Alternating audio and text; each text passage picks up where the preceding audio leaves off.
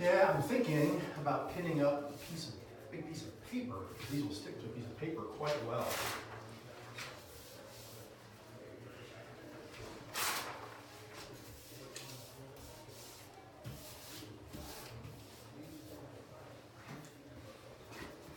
All right, who wants to share one and stick it on the wall?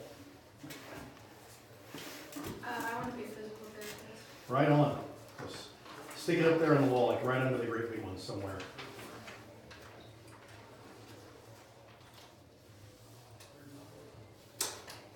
Right on. You were tiny on a medium I size know. post. Brown star. Who else wants to share one? I want to be in a financial position to donate to all my favorite causes. There you go. That's a good one.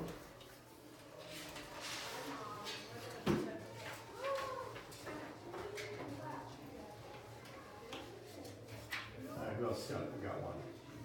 I put have an established career. The only thing I was specific about is that I love it.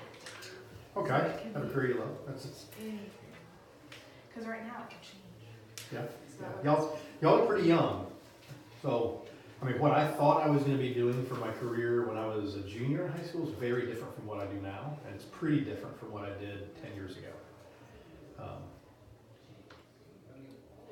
So I'm a little older than most of your parents. Not yours. Yours are like exactly the same age as us. So from where you're sitting, I would be writing a 30-year dream sheet. Curious, what do you guys have? I want to have a family and hopefully a house by that point in my life. Right on. I think it's very doable. Let's see. Right on. That's right. Joe, you get one to share? Yeah. Complete a functional zero emissions engine. All right. That's ambitious. How nerdy of you. It's fantastic. Josiah's going to revolutionize the world. Cool. Now, just out of curiosity, let's just pick on some. Let's pick on your career ambition. So tell me a bad choice you could make today that'll make that almost impossible to have happen. Fail high school. There you go. Fail and or drop out of high school. Okay. Does that seem like kind of a funny exercise to go through? If I fail and or drop out of high school, it makes that impossible. I do that on a daily basis. What can I do wrong today? See, now that's one of the things that everybody does, you just don't realize it. Everybody, every day, makes little micro decisions that actually are pulling in the wrong direction. So that's one that's really clear, okay? One of the rest of you, pick yours and share something that would make it almost impossible to get there. You can't repeat that same one. You gotta pick another thing that would derail you.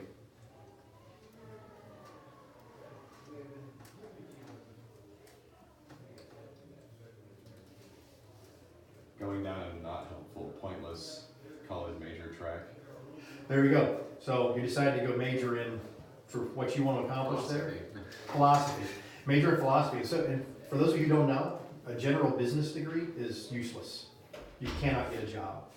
You're far better off getting almost any other degree. In fact, philosophy is more employable than general business. There are countless people coming out in general business, so much so that a lot of companies, including mine, don't even interview them anymore. It's not a acceptable degree to be interviewed. Because that's where everybody who doesn't know where they're going to go goes. It's the loss. Is $1 higher? Yeah. So general business is too general. General studies, liberal studies. Ugh, those are not that helpful. Okay, you'd have to pick a real direction.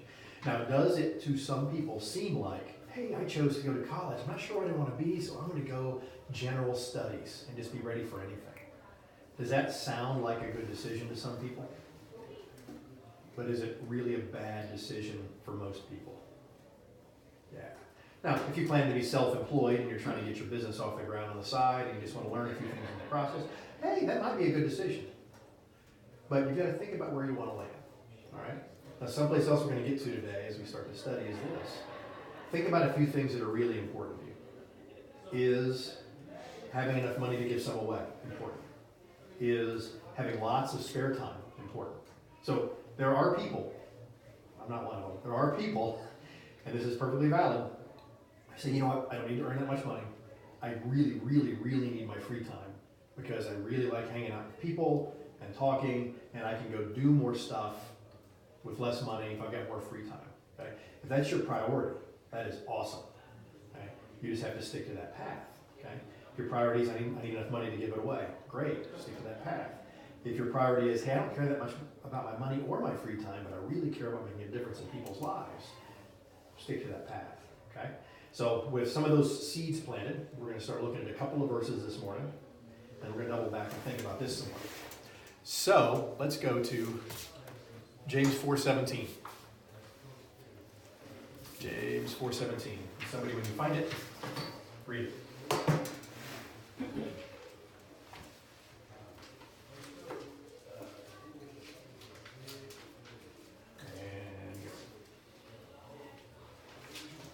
To him therefore that knoweth to do good, and doeth it not, to him it is sin. How King James would be is fantastic.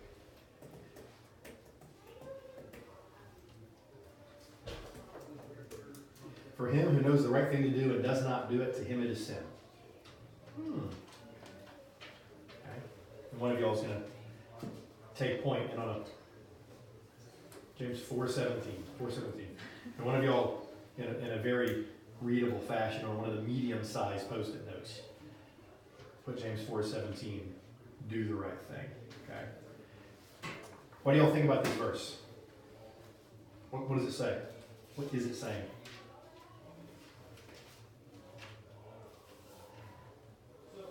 Do the right thing. How do we know what the right thing is? Bible tells us. Okay. For a lot of it, the Bible tells you. Absolutely. So first and foremost, and this is how this verse is usually handled when it's preached from, do the stuff the Bible tells you to do. It's pretty straightforward, right? What else does it mean?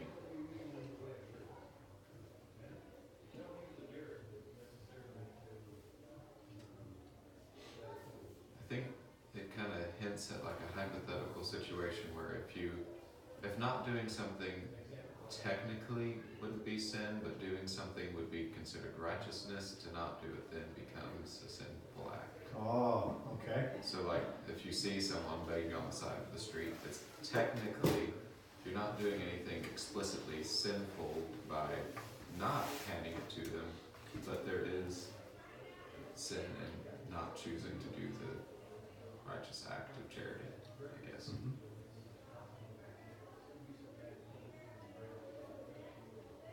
So let's say, along that thinking line, Mr. Wright has brought up so aptly. You pick on one of you guys. Let's say Mr. Wright, having a family in a house, puts him in a position that works better to be able to just do good. This is the widows and orphans verse. I always like what the widows and orphans are. Why does James choose widows and orphans as the example in that particular verse? Do you all know? Least able to care for Yeah, themselves. they're least able, okay?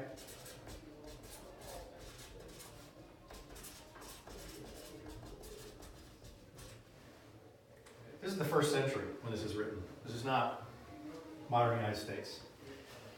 There's no social support structure for a widow or an orphan. What mechanism does a widow or orphan have to not starve to death? Family. That's it. Julius Caesar does not care that much about a starving widow. It does not expand his empire. All right. So the state doesn't care. There's no social network. So James is trying to paint a picture of, well, when you see somebody that needs help, and you can help, you should go help widows and orphans in their affliction. Well, Mr. Wright says, hey, having a family in a house creates a stability for me that lets me help more, right? I was thinking a little bit more about that James 4:17. Whoever knows the right thing to do and fails to do it, for him is sin. What's something you're going to have to do over the next, let's shorten it, the first 3 years you're out of college, if you plan to go college route, trade school route, whichever route, out of your preparing for life route, what's something you have to do in that first 3 years to get on a path to have a family and a house? Well, Depends on where you want to start. Do I need to find a girlfriend / wife first, or do I need to get a job first? It would depend on my priorities. Absolutely. And each of you has to pick one of those. So why don't you get a small Post-it and pick one of those and write it on there? Where does this go? Oh, so put it up there, like right next to having a family at house, since we're picking on Mr. Wright's 20-year plan right now. Give myself a lot of space. Yeah.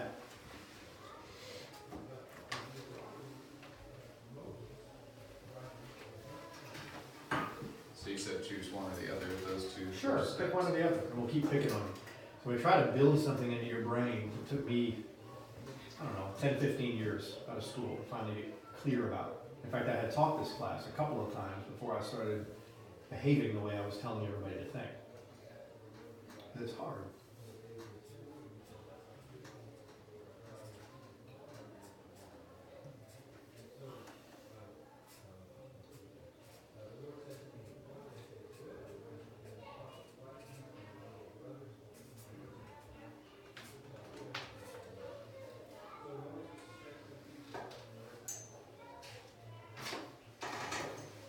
All right, so what do we pick? Bigger people are more important than money at this point. I like that. All So right. At the side of the list. That'll work right there, right below. Works for me. Find a Christian wife. All right, y'all tell me, what's a bad choice Mr. Wright could make in order to not find a Christian wife? Stop going to church. Ah, stop going to church. Okay. What else could you do? So that's a negative decision. It's clearly a negative decision and prevents you from finding a Christian wife. What's something that sounds like a positive decision that could actually stop you from finding a Christian wife? Going to a super prestigious school. Go to a super prestigious school. Why? Why would that stop you from finding a Christian wife? But it's very different community. Okay, so you choose, hey, you decided to go to Yale, okay? You got into Yale. What is Yale going to surround you with? A lot of secularism. A lot of secularism. What is Yale's curriculum requirements going to do to you? It's going to put me under a lot of pressure to give up Christianity and kind of more conservative morals. Okay, how about your time? Eat it up. Okay, if you're spending 60 or 70 hours a week just trying to get your homework done, what are you not doing? Dating. Bingo. Okay. Now, does that sound at first, on the surface, like a really positive decision? I'm going to go to Yale and really be accomplished. I'm going to go get the job first and work 40 hours a week, plus 40 hours of overtime, plus live in a cardboard box for now instead of an apartment, and not waste money on things like soap, so I can save more money. Well, what's that going to do to your prospects of finding a Christian wife? It's going to drop them It's pretty going to low. drop them pretty fast, okay? So there are things that sound like good choices that for you, if you're on that path, are a bad choice, okay? So let's think about this again. God told us, take care of widows and orphans. In Mr. Wright's case, we said to make him more able to do that, he needs to have a family and a house that includes a Christian wife. So in his case, choosing to go to a prestigious school or work 40 hours a week of overtime, both of which sound like pretty positive choices. Read James 4:17 again.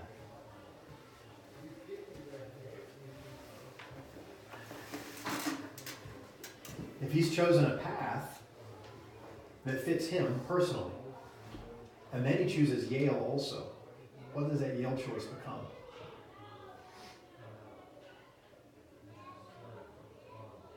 You ever thought of that verse that way before? So I think that's the whole point of James' epistle, by the way, is to challenge your thinking over and over again. James is the epistle that says, you say you have faith, that's good. The demons also have faith and shudder. Hey, if a man knows the right thing to do and does not do it, to him, to who? To him, to that individual, it is sin. So one of the things that I want you to get out of this class is that there are sins that can be a sin for you and not a sin for you. You ever think about that before? So do you all think you have the same mission for God? Same necessary outcome. So are you all different tools? Well, if you're a different tool and God sets you on a different path, then different things can be a sin for you than from other people. Christianity is far more individualistic than sometimes we get an opportunity to explore. Okay? So like me, for example, I am super comfortable teaching a class. I am super comfortable teaching a giant class, preaching, reasonably comfortable giving a speech in front of 2,000, 3,000, 4,000 people. Okay? You want me to do a one-on-one Bible study with somebody who's really struggling with something on a personal level? Not so good at it. Makes me really uncomfortable. Does that sound weird? Okay? So I have something I made peace with a few years ago is I work really hard on using the tools and the skills that God gave me more effectively. And I don't get too worried about the fact that, you know what, I'm not really good at this thing over here. I'm going to stop trying to force it. I'm going to go work on the stuff that God appears to be putting right in front of me. All right? So, over the course of this quarter, we're going to end up doing something. We're going to build a sort of a priorities pyramid. I don't like using the word pyramid. I'm thinking of a better word. Priorities path. I just thought of it right there. There we go. And we're going to think about each of your individual paths. God gives us several different top-level items up there. Okay? You're going to kind of pick the one that anchors you mentally. You're going to kind of think about where you want to be mentally, and you're going to slowly add little bitty stuff down here, okay? That makes a difference over time, right? Including, in a few weeks, you're going to pick some stuff that you're going to do every day that makes a difference long term, okay? So for some people, it's set my alarm clock, all right? Because some people, they don't function correctly if they don't have a very specific routine. I know I don't. So like when I started traveling for my job again, I stay in hotels 200 nights a year. I haven't turned a TV on in a hotel room in 5 years. I just don't do it. It's not part of my routine. It's not what I do. When I arrive at my hotel, part of my do it every time list is, once I arrive, I usually pick up food on the way to the hotel room. I unpack. By the way, I'm a complete unpacker. I unpack everything. I put everything in the drawers. I put the suitcase in the closet and iron everything, hang everything up for my entire trip the day I arrive. And I call her while I'm doing it. And she knows the routine. Now, does it seem silly to have a routine like that? It does. But for me personally, something I figured out is if I'll do that, then I'll do the next thing that makes sense, and the next thing that makes sense, and everything else gets easier. All right, let's read a bigger piece of that passage. Let's back up and read the verses that run up into that James piece. Somebody read James 4, 13 through 16.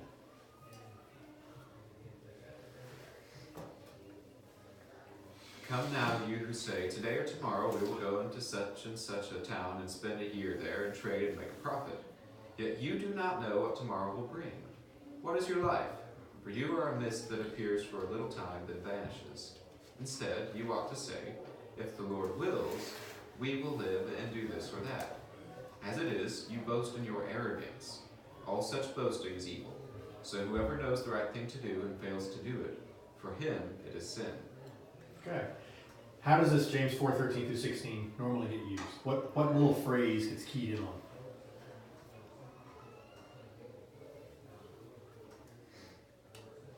I'm guessing it's the boasting and arrogance. I don't know that one, yeah, but your life is like a mist. Your life is like a vapor.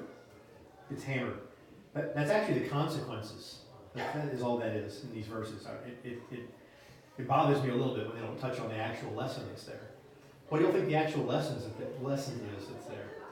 What does James say about the guy that's going to go make profit? It's got to count on coming. Hey, go make your profit. But did you include God? Okay? I have a plan. I am going to go into this town. For how long is he going? For a year. That's ambitious, right? So some of y'all are planning on going to college.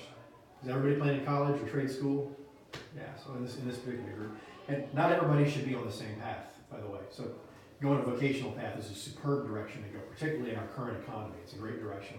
The U.S. manufacturing sector is going to be on like a 20-year expansion. So if folks want to go get that 2-year vocational degree, it's a great time to do it. Hey, I'm going to make a commitment. I'm going to make a 2-year commitment to a VOTEC. I'm going to make a 4-year commitment to college. It's 4 times as big as this guy, right? What does James say about making a plan like that? Does he say making a plan like that is wrong? What does he say?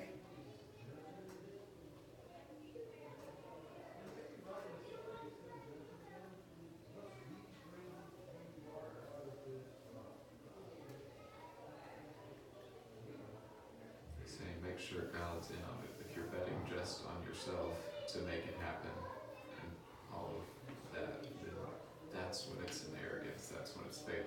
If Right. you say, if God wants it to happen this way, then we'll do it. Then you, Absolutely. So God is not saying, don't have a plan. God is saying, have me in your plan. And what I'm going to insist for the rest of the quarter is, if God says to you, have me in your plan, God is saying, have a plan. Okay? God can't say, include me in your plans, if he's not also saying, have a plan. And we're going to see throughout Scripture he does that. What I think James is talking about is if Mr. Wright here said, hey, I'm going to have a family in a house, and this is the most important thing in my life. This whole top row doesn't exist. This is my end ambition. I think what God is trying to tell us over and over again in James and a lot of these other verses is, have these important individual ambitions as long as you understand the real big stuff, that these things up here. Okay? Your ambition needs to be pointing to one of those things. Let's take a look now at 1 Peter 2, 21 through 25. 1 Peter 2, 21 through 25. So let me read that.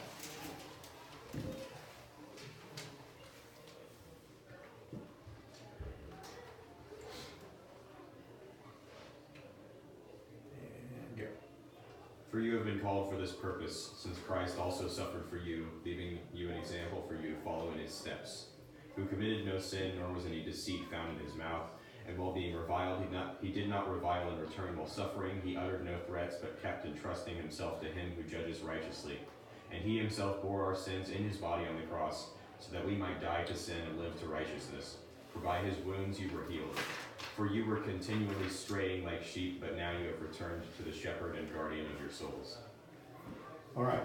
So Peter covers a lot of ground there, but there's a couple of quick specific phrases I want to make sure we call out. Why were you called?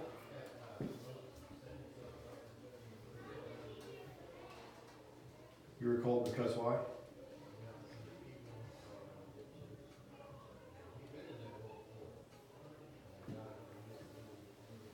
It's early on a Sunday morning. You have to share with your mouths and your brains. For to this you have been called because, Christ also suffered for you, and what else did he so do? you might follow in his footsteps. Yeah, leaving you an example is a phrase I really like in there. Follow in his footsteps. ESV says, leaving you an example. Okay. How did Christ live his life? Was he just blown by the wind and just go anywhere anything took him? How did he function? Describe what he looks like when he's doing his thing.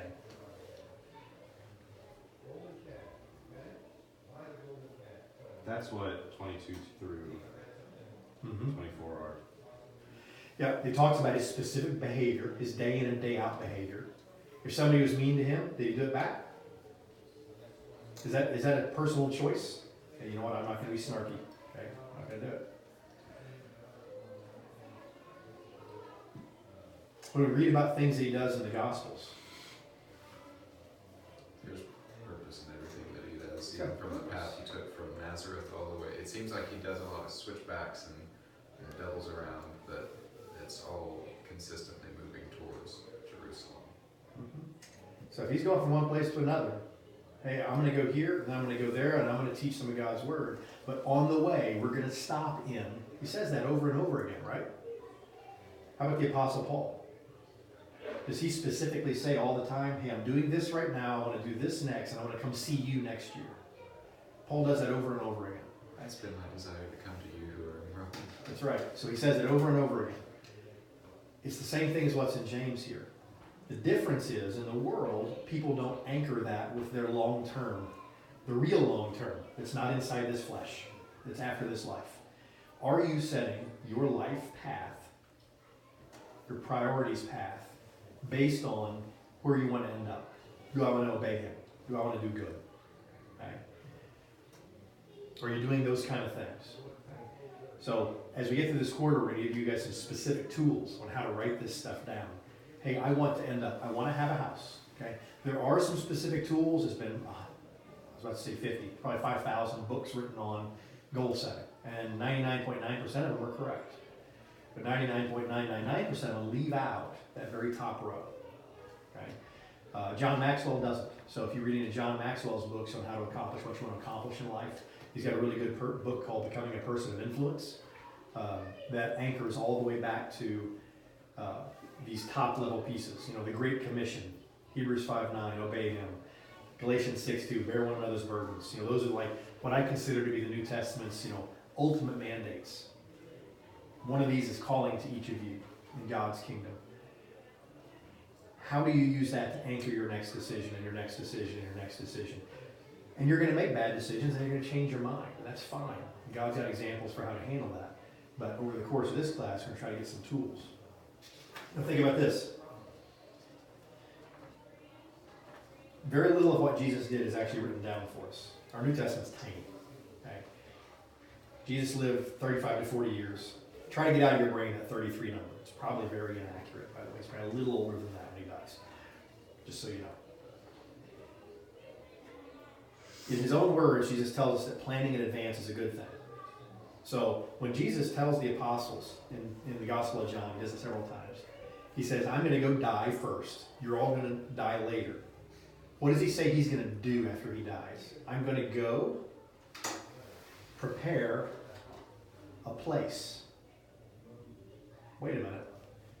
So even after death, Jesus is talking about the actions he's going to take to prepare for the future, right? Now, is he speaking metaphorically so we can understand?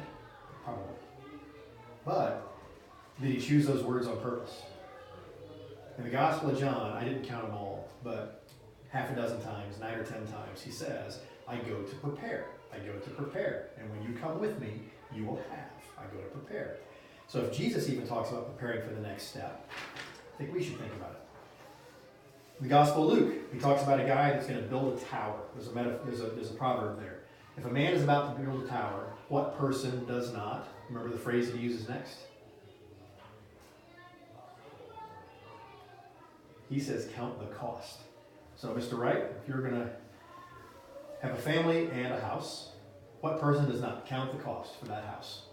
If you don't at least put some thought into how much house can I afford, you're never going to end up in one. It's simple as that. Okay? And all of you will end up making decisions like that in your life. Sometimes Christian leaders overteach the whole faith only, you don't need anything in the world besides, just being able to quote scripture and hanging out and loving each other. Jesus never says that. Jesus says you also have to be able to weigh the options, count the cost, be prepared. Okay? Jesus talks about the judgment day one time in our scriptures. Do you all realize that? So other scriptures talk about judgment day several times. But Jesus personally talks about the judgment in an extended way one time. It's in Matthew 25. And in Matthew 25, he talks about the separation of the goats from the sheep, who's going to go to heaven, who's going to go to hell, how it's all going to work. And just before he gives that speech, he tells a parable of 10 young women that are going to a wedding feast, right? 5 of those young women had done what? They had brought plenty of oil. What's the oil for? Lamps. They're lamps. Why do you need lamps? You can see. Because we're partying into the dark, okay? Wedding feasts back then lasted days sometimes, okay? 5 of the young women did not bring enough what? Oil. So going into the one and only time that Jesus ever talks about the judgment, he gives a parable about preparedness. Now, I've seen it handled really awesome, and I've seen it handled really badly. But no matter how you slice it, Jesus thinks that being prepared for something is important. Did you plan ahead for what you wanted? Hey, if you want to attend this wedding feast, you need to bring plenty of oil. If you don't want to attend the wedding feast, good for you. Go home. Okay? God never says we have to be on a specific path as individuals. But he does repeatedly say, once you choose your path, do something about it. Go plan for that.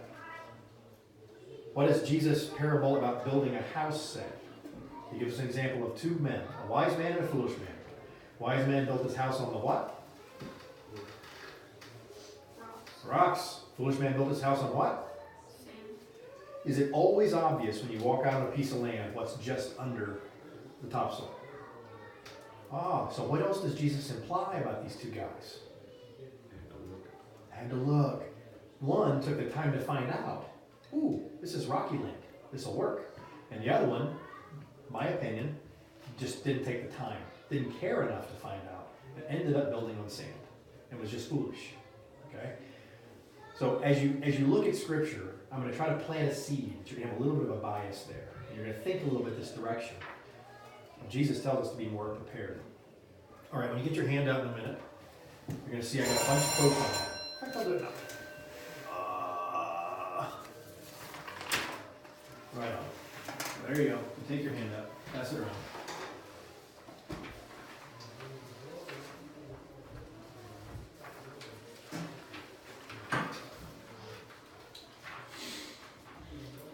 On the back side of the page, going into the next week, you think about something. And this is, I'm not going to do it from the angle of a lot of be super accomplished in life books that say you have to be awesome. Not everybody needs to be Thomas Edison. We just needed one Thomas Edison, like in all of human history, I think. We don't need another one, okay? We need people to pursue the path they want to be on, okay? But an important question is, how many hours do you have in a week? You have 168 hours in a week. Something I'd like you to do in your journal is just to think a little bit about how many hours a week do you spend doing stuff. And it's okay, okay? I spend big chunks of hours a week watching YouTube. I love YouTube podcasts, especially like Jordan Peterson and Joe Rogan and stuff like that. I've also been on a binge lately of watching YouTube videos about RVs, because we're thinking about buying a camper and we just can't get enough of it. And now I'm addicted to watching that and YouTube videos about installing solar. Okay? That's fine, okay? But something I think that Jesus tells us repeatedly is just be aware of what path you're on. Be aware. Is it too much of one thing that's going to derail something that's really important to you? Or is it just enough of that thing? Because an example we have a lot of in Scripture is Jesus chose to sit at a table with his friends and eat for hours and just hang out and talk with his friends. Okay? Awesome. I love that that's an example because I love doing that too. Okay? Now, to give some examples in here, Albert Einstein, Winston Churchill, Jesus Christ, George Washington. Same 168 hours a week that you have.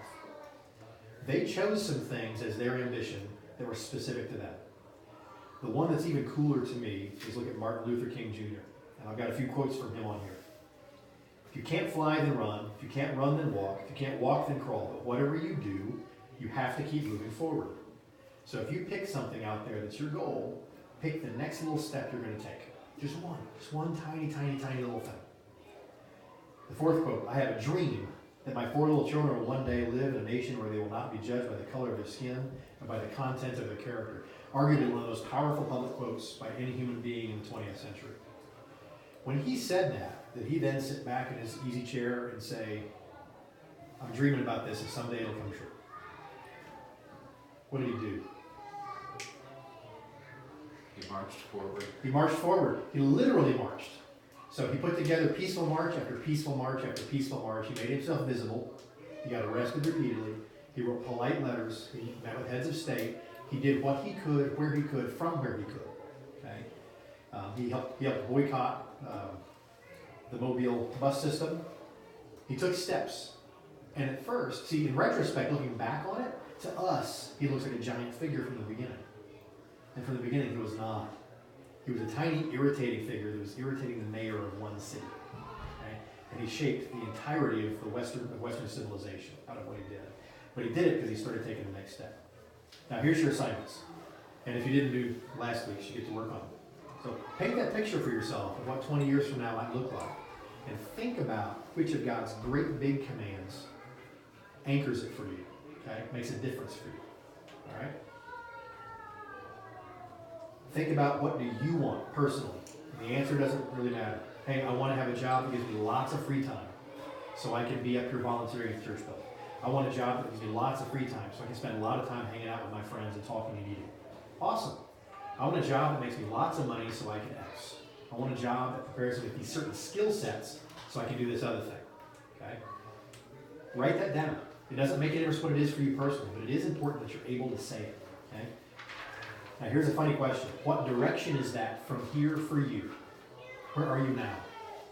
What dumb decisions could you make in the next couple of years that may even look like really good decisions? I'm gonna work like crazy to get into Harvard, But my real ambition was something that required me to touch people. And that's not gonna let me touch people the way I want to, okay? So think about that. And then what are next things you can do to start taking steps in that direction? Instead, just think of one thing. What's one thing you could start doing almost every day that puts you on a path to get to your big item that's anchored by God's vision for you, okay? And make it personal. And wrestle this week a little bit with what we said at the beginning, which is there are things that can be a sin for one of you. It's not a sin for the other one of you. Okay? And so that I don't think we talk about enough as a church. Very individualistic. Awesome. Y'all got questions? Y'all gonna talk more next week. You made me talk too much. There's your little handout. I'm gonna try to keep them one pagers like this. If you don't have a journal, I have some more. If you do have a journal, write it in that one. And so y'all know my anchor thing down the road is I plan to teach at the college level at some point. So almost everything I've done over the last 20 years has been trying to add to my skill set to make me a better teacher at the college level down the road. Speaking of which, are you a doctor? I am. Okay, so I need to refer to you as doctor at later. No, it's just pretentious and it bothers me. Look, I just mean in a formal environment, that would be the. Yeah, I remember that you were working on it, but I wasn't sure if you were. I finished it. I have ended up with 4 degrees total. I would love to be a professional student, but unfortunately, Well, and it's taken me until I'm almost 50 to get there. And I graduated bottom of my high school class and made a lot, so all these bad decisions that I call derailers, Yeah. I know what they look like. I made a lot of them. We're going to talk about that later too, is derailers aren't that